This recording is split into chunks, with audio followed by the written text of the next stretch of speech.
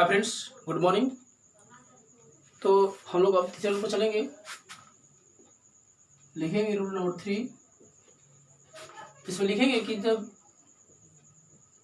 जब किसी सेंटेंस में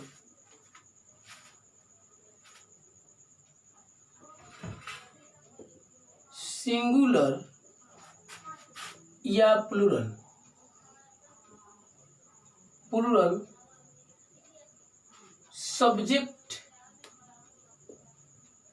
सब्जेक्ट के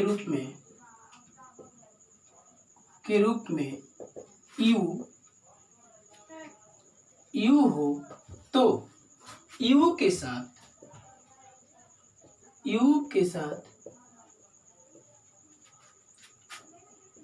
प्लूरल वर्ब्स का प्रयोग करते हैं। प्लूरल वर्ब का प्रयोग करते हैं। आप समझ गए कि जब किसी भी सेंटेंस में कर्ता सिंगुलर या प्लूरल यू हो तो उसके साथ हम प्लूरल वर्ब्स का प्रयोग करते हैं। जैसे एग्जांपल में देख रहे हैं, जैसे एग्जांपल में मैं ये कहूँ कि यू आर ए स्टूडेंट। यहाँ पर देख रहे हैं कि यू जो है यहाँ पर सिंगुलर सब्जेक्ट है और आर क्या है, प्लूरल वर्ब है। और ये भी, तो यहाँ पर हम सब्जेक्ट के बारे में जानेंगे कि सब्जेक्ट है वो सिंगुलर है और वर्ब क्या है, प्लूरल है। यानी कि जब यू सिंगुलर हो या प्लूरल हो तो उसके साथ प्लूरल वर्ब का प्रयोग किया जाएगा। ठीक है। अब इसी तरह मैं ये कहूँ कि यू इज ए स्टूडेंट, तो अगर इसके साथ अब सिंगुलर वर्ब का प्रयोग करते हैं इस तरह से तो ये सेंटेंस गलत हो। हम कभी भी इसके साथ इज का या कोई भी सिंगुलर वर्ब हो यू के साथ प्रयोग नहीं करते हैं, क्योंकि आप जानते हैं कि सिंगुलर और प्लूरल दोनों होता है। यू जो है सिंगुलर प्लूरल दोनों के रूप में, सब्जेक्ट के रूप में आता है और इसके साथ हम क्या लेते हैं, आर का प्रयोग करते हैं। ठीक है। अगर आपको कभी कंफ्यूजन हो, कभी कभी ऐसा दिख जाए कि आप जानते हैं कि यू के मतलब जो होता है तुम होता है, सिंगुलर में तुम और प्लूरल में तुम लोग होता है, तुम लोग भी होता है कि नहीं होता है। तो अब जब आप मान लीजिए मैं इसी को यू को हटाकर मैं तुम का अंग्रेजी दाव लिख दूं तो दाव क्या है, दाव जो होता है सिंगुलर सब्जेक्ट होता है और इसके साथ हम सिंगुलर वर्ब इज का प्रयोग कर सकते हैं, जो भी है सिंगुलर वर्ब। जैसे मैं ये कहूं कि thou is a student, is a student, तो इसके साथ ये सही है क्योंकि दाऊ का मतलब तू होता है, तू एक छात्र है, अर्थात ये कह सकते हैं तू एक छात्र, एक विद्यार्थी छात्र है, तो इसके साथ हम इज का प्रयोग कर सकते हैं। ठीक है। तो आप यहाँ तो समझ गए। चाहेंगे तो ये भी कर सकते हैं यू ईट ए मैंगो, तो यहाँ पर भी देख रहे हैं कि यू क्या है, सिंगुलर सब्जेक्ट का बुक कर रहा है और यहाँ पर ईट क्या है, प्लूरल वर्ब है। तो आप देख रहे हैं हमेशा कि जब भी यू आएगा तो उसके साथ कभी भी वर्ब हो या मेन वर्ब हो, इसके साथ हमेशा वर्ब क्या आएगा, प्लूरल में आएगा। ठीक है। अब चलेंगे रूल नंबर 4। रूल नंबर 4 देखेंगे तो रूल 4 में लिखे कि जब डेयर नॉट तथा नीड नॉट एक्सिलरी वर्ब के रूप में, एक्सिलरी वर्ब के रूप में किसी सब्जेक्ट के साथ आए तो ये हमेशा प्लूरल फॉर्म में आता है, प्लूरल फॉर्म में आता है। यानी कहने का मेरा मतलब है कि डेयर नॉट या नीड नॉट किसी भी सेंटेंस में ऑक्सिलरी वर्ब के रूप में आता है तो ये हमेशा प्लूरल फॉर्म में काम करता है। जैसे एग्जांपल, सी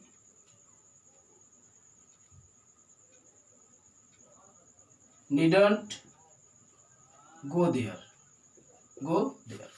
यहां पर देख रहे हैं कि सी जो है क्या है, सी सिंगुलर सब्जेक्ट है और नीड यहां पर ये प्लूरल है, तो यहां पर ये प्लूरल का काम करता है। और बोल रहे हैं कि गो देयर, उसे यहां आने की जरूरत नहीं, उसे यहां आने की जरूरत नहीं है। तो सिंगुलर सब्जेक्ट यानी कि जब भी सब्जेक्ट के साथ ये आएगा ऑक्सिलरी वर्ब के रूप में तो ये हमेशा प्लूरल फॉर्म में ही आएगा, सिंगुलर फॉर्म में कभी नहीं आता है। जैसे मैं ये कहूं, ही डेयर नॉट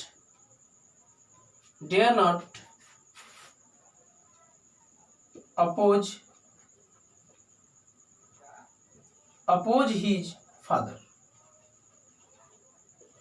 तो यहां पर भी देख रहे हैं कि ही क्या है, सिंगुलर सब्जेक्ट है और सिंगुलर सब्जेक्ट के साथ डेयर जो है प्लूरल फॉर्म में है और यहाँ पर प्लूरल फॉर्म का काम करते हैं, ये ऑक्सिलरी वर्ब का काम करता है। और जब भी ऑक्सिलरी वर्ब का काम करेगा डेयर और नीड तो हमेशा ये प्लूरल फॉर्म का काम प्लूरल फॉर्म में ही काम करेगा। ठीक है, तो आप ये समझ गए। अब अगले नोट पर चलते हैं। नोट नंबर 1, यानी कहेंगे कि यदि डेयर या नीड किसी सेंटेंस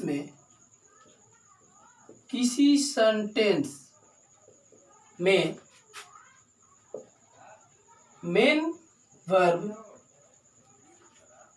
वर्ब्स के रूप में हो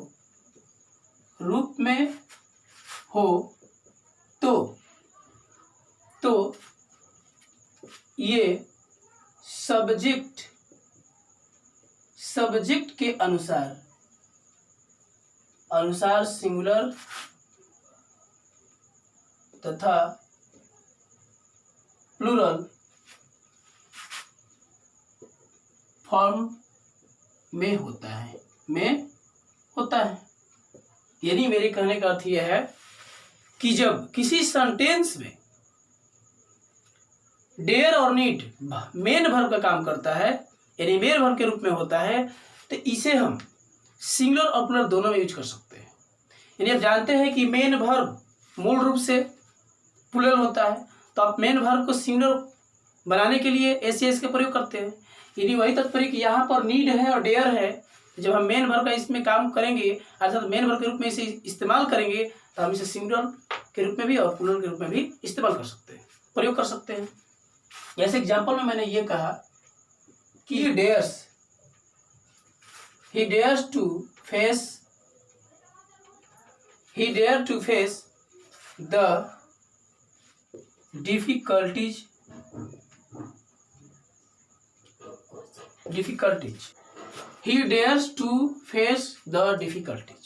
तो यहाँ पर देख रहे हैं कि ही जो है सिंगुलर सब्जेक्ट है और यहाँ डेयर्स जो है डेयर जो है मेन वर्ब का काम कर रहा है।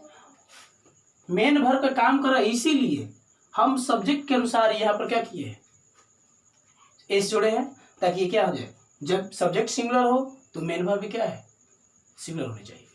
इसीलिए यहाँ पर जब सिंगुलर सब्जेक्ट है तो मेन वर्ब भी सिंगुलर है, अर्थात सिंगुलर सब्जेक्ट के साथ सिंगुलर वर्ब और प्लूरल सब्जेक्ट के साथ प्लूरल वर्ब का इस्तेमाल करेंगे। जैसे मैं ही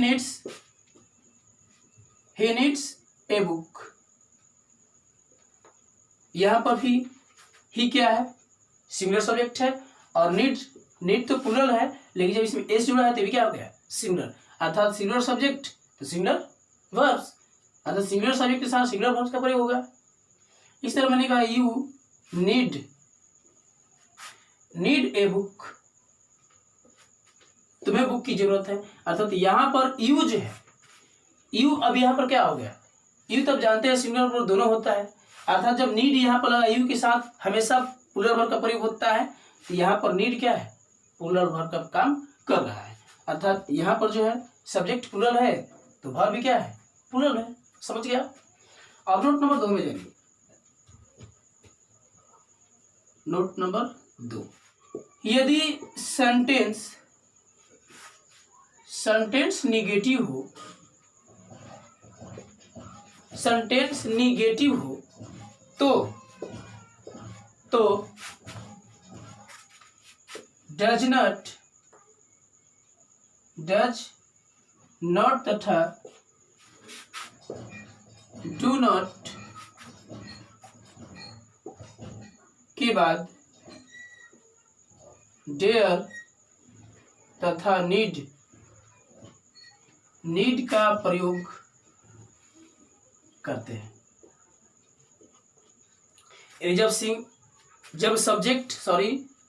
जब सेंटेंस निगेटिव हो और हमें डेयर और नीड का प्रयोग करना है तो हम उसे, अब जानते हैं कि मेन वर्ब को सिंगुलर प्लूरल बनाने के लिए इसका प्रयोग करते हैं। तो जब सिंगुलर सब्जेक्ट रहेगा तो हम डज नॉट को लगाकर हम डेयर या नीड का प्रयोग करेंगे। यदि वही सब्जेक्ट प्लूरल होगा तो डू नॉट और डेयर और नीड का प्रयोग करेंगे, अर्थात डू नॉट को लिखकर डेयर नीड का प्रयोग करेंगे। जैसे एग्जाम्पल मैं ये कहूँ, जैसे example he does not dare to go out in the sun। अब यहाँ पर देख रहे हैं कि सिंगुलर सब्जेक्ट है और सेंटेंस क्या है, इसमें सेंटेंस में नेगेटिव वर्ड का प्रयोग हुआ है। तो जब नेगेटिव वर्ड का प्रयोग रहेगा तो हम क्या लगाते हैं, डज लगाएंगे और डज के बाद डज नॉट के बाद अर्थात डज नॉट के बाद डेयर का प्रयोग करेंगे। जैसे आप पढ़े होंगे कि जब प्रेजेंट इंडेफिनिट टेंस होता है तो तात इति का प्रयोग होता है, निगेटिव सेंटेंस होता है तो हम डू डज का प्रयोग करते हैं। और डू डज लिखने के बाद फिर नॉट और नॉट के बाद हम किसका, मेन वर्ब का प्रयोग करते हैं। ठीक उसी तरह यहाँ पर डेयर जो है मेन वर्ब का भी काम, इसके सेंटेंस निगेटिव रहेंगे तो डज नॉट या डू नॉट का लिख करके हम इसका प्रयोग करेंगे। ठीक है। इस दूसरा सेंटेंस है she does not need a book. यहां पर भी क्या होगा, यहां पर he does not need a book अर्थात सिंगुलर सब्जेक्ट है तो हम सिंगुलर बनाने के लिए यहाँ पर डज नॉट का प्रयोग किया और फिर नीड का तब उसके बाद बुक। इस तरह मैं ये कहूँ कि you do not need a book. तो यहाँ पर आप देख रहे हैं क्या कि यू है और यू के साथ मेरे प्लूरल वर्ब का प्रयोग होता है तो हमने डू का प्रयोग किया और नॉट उसके बाद नीड ए बुक, राइट। अब नोट नंबर 3, यदि किसी सेंटेंस में डेयर तथा नीड का प्रयोग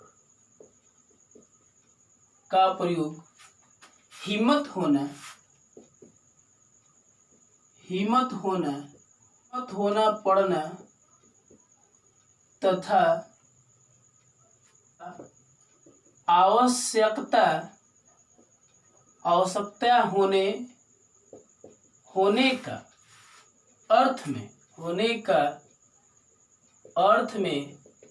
अर्थ में मेन वर्ब के रूप में हो तो इसके साथ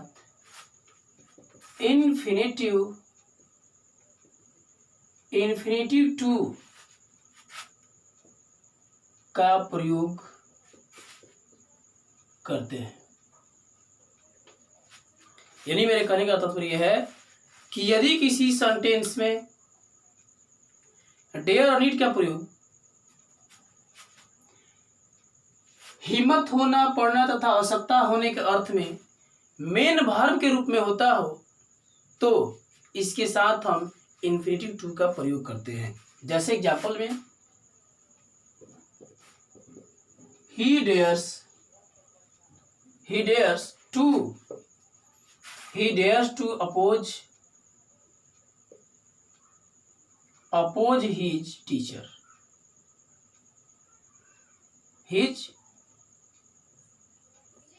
अर्थात जब ही, अब यहाँ पर इसका हिम्मत होना अर्थ में या आवश्यकता होना के अर्थ में हो डेयर और नीड का प्रयोग, तो हम उसके साथ इन्फिनिटिव टू का प्रयोग करते हैं। ठीक है, सी नीड्स टू कम हियर, यहाँ पर मैंने इन्फिनिटिव का प्रयोग किया, यहाँ भी ये काम कर रहा है। ठीक है, तो अगले यहाँ पर देखते हैं रूल नंबर 5। पोजिशनल सेंटेंस हो और if, as though, if only, suppose, I wish, we wish, she wishes आदि से शुरू हो तथा जिससे कल्पना या संभव कार्य शर्त का बोध हो और इसके बाद कोई नंबर या पर्सन के सब्जेक्ट हो, तो ऐसे सब्जेक्ट के साथ हम प्लूरल वर्ब का प्रयोग करते हैं। ठीक है, जैसे एग्जांपल में देखते हैं, जैसे आई विश उर्मिला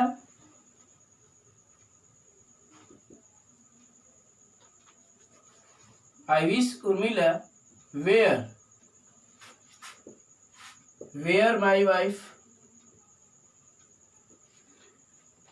यहां पर देख रहे हैं कि आई विश उर्मिला, काश उर्मिला मेरी पत्नी होती, तो ये जो है ये कल्पना है, एक कल्पना है कि वह मेरी पत्नी होती या उर्मिला मेरी पत्नी होती, यह असंभव है। तो जब इस तरह से बोध हो तो हमेशा इसके साथ हम प्लूरल वर्ब का प्रयोग करते हैं। यहाँ पर देख रहे हैं उर्मिला क्या है, सिंगुलर है, लेकिन इसके साथ प्लूरल वर्ब का प्रयोग हुआ है। तो जब भी कल्पना हो, शर्त हो और वह संभव हो, तो ऐसे सेंस में हम लोग सब्जेक्ट के साथ प्लूरल वर्ब का प्रयोग करते हैं। जैसे एक और एग्जांपल लेते हैं, जैसे if I were a bird I would fly in the sky। अब यहां पर कह रहा है कि यदि मैं पक्षी होता तो आकाश में उड़ता, यदि मैं पक्षी होता तो आकाश में उड़ता। तो यहाँ पर देख रहे हैं कि आई है और आई को हम लोग सिंगुलर सब्जेक्ट मानते हैं और यहाँ पर आई के साथ प्लूरल वर्ब का प्रयोग हुआ है। अर्थात जब असंभव कार्य हो, कल्पना हो, तो उसके साथ हम हमेशा, और यही नहीं, जब इफ या as if, I wish, we wish, विशी विशेष से शुरू हो, तो ऐसे सेंटेंस में हमेशा प्लूरल वर्ब का प्रयोग करते हैं।